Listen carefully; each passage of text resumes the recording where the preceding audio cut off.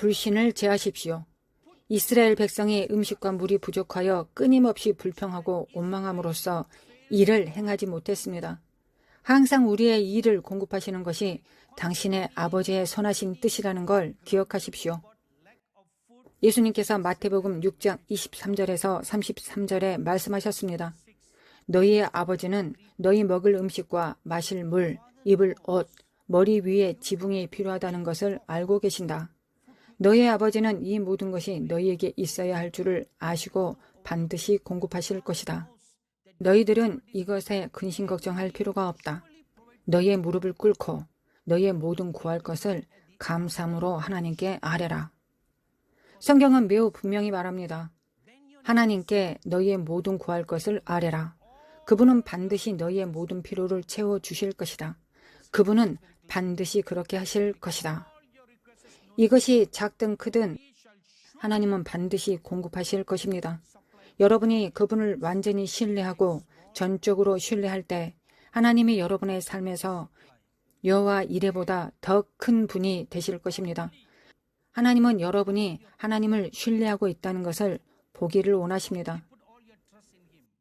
다섯째, 여러분의 입술에서 부정을 제하십시오. 이는 이스라엘 백성이 끊임없이 불평하고 투덜거리고 원망함으로써 행하지 못한 것입니다. 입술의 부정, 입술로 범죄하는 것입니다. 입술의 부정이란 입술로 범죄하는 것입니다.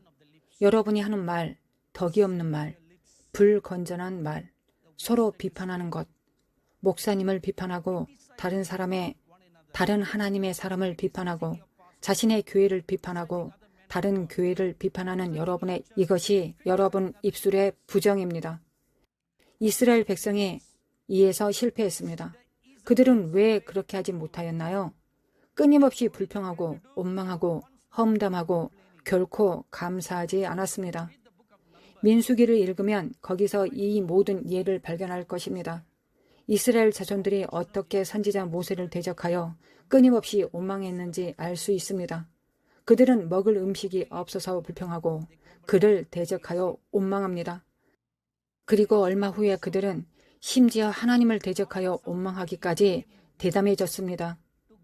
성경은 그들이 하나님을 대적하여 원망하고 불평하였고 하나님은 그들의 원망을 들으셨다고 말합니다. 하나님이 그들의 원망을 들으셨습니다. 하나님은 여러분의 입으로 말하는 거룩하지 못한 말을 들으십니다. 입의 부정을 들으십니다.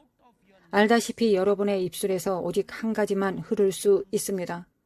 흘러나와야 할 줄기는 감사의 제사, 찬양의 제사입니다. 다른 사람을 축복하기 위해 여러분의 입술을 사용하십시오. 그 반대는 절대 안 됩니다. 고린도전서 10장 10절입니다. 그들 가운데 어떤 사람들이 원망하다가 멸망시키는 자에게 멸망하였나니 너희는 그들과 같이 원망하지 말라. 여섯 번째, 음행을 제하십시오. 이는 이스라엘 백성이 실패한 부분입니다. 고린도전서 10장 8절입니다. 그들 중에 어떤 사람들이 음행하다가 하루에 2만 3천 명이 죽었나니 우리는 그들과 같이 음행하지 말자. 음행이 심히 방탕해졌습니다. 오늘날의 사이뿐만 아니라 기독교 사이에서도 마찬가지입니다.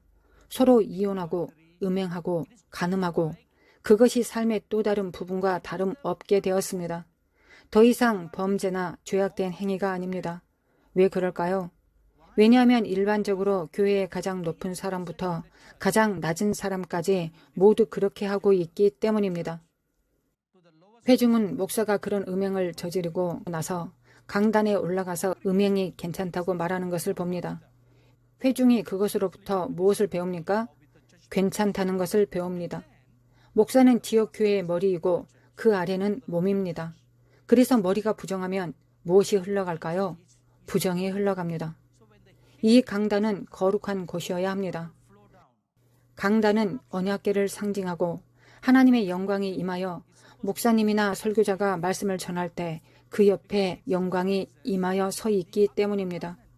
제가 20년 동안 이곳에 서 있을 때 여러 번 보았습니다. 하나님의 성자들이 제 오른편에 왼편에 서 있는 것을 보았습니다. 이 교회의 천사들과 하나님의 천사들, 심지어 주 예수 그리스도께서 제 옆에 서서 무엇을 말해야 할지 말씀해 주셨습니다. 이곳은 신성한 땅입니다.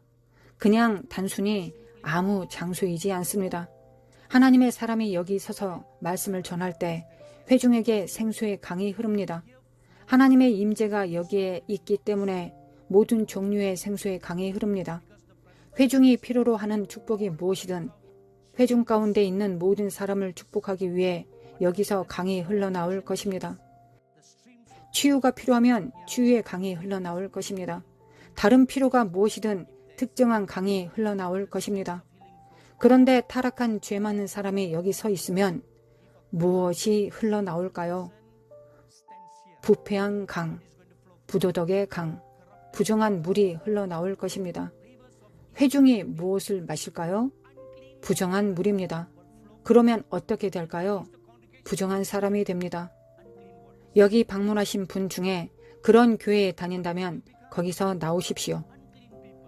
알다시피 제가 과거에는 결코 이런 말을 하지 않았지만 최근에 주님께서 사람들에게 바벨론에서 나오라고 말하라고 하셨습니다.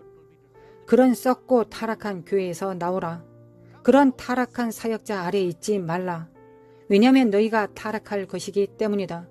너희는 거룩함을 얻지 못할 것이다. 너희는 더럽혀져서 의의 나라에 들어가지 못할 것이다. 그런 부패에서 나오라. 그것이 오늘날 선포되는 복음입니다. 이것이 오늘날의 부르심입니다. 이것을 계시록 18장에서 발견할 수 있습니다. 하나님은 외치고 계십니다. 바벨론에서 나오라. 내 백성들은 바벨론에서 나오라. 너희는 더 이상 그런 부패한 제도, 타락한 교회 아래 있으면 안 된다. 나아서 거룩한 곳에 거하라. 하나님의 영광이 있는 거룩한 몸으로 자라기 위해 서로 맞물리는 돌과 같이 되도록 거룩한 곳에 거해야 합니다.